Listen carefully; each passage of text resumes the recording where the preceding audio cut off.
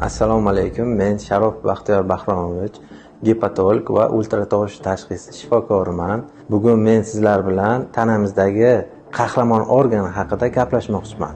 Bu jigar qahramon organdir.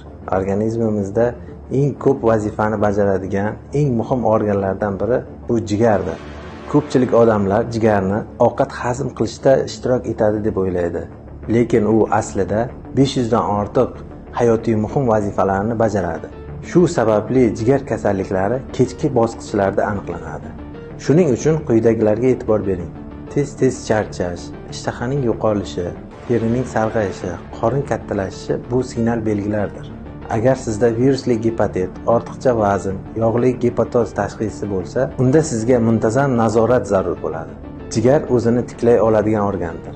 Lekin vaqtida chora ko'rilsa, men sizga jigar sog'lig'i haqida muhim bo'lgan ma'lumotlarni ulashib boraman. Sahifamizni kuzatib boring, sog' bo'ling.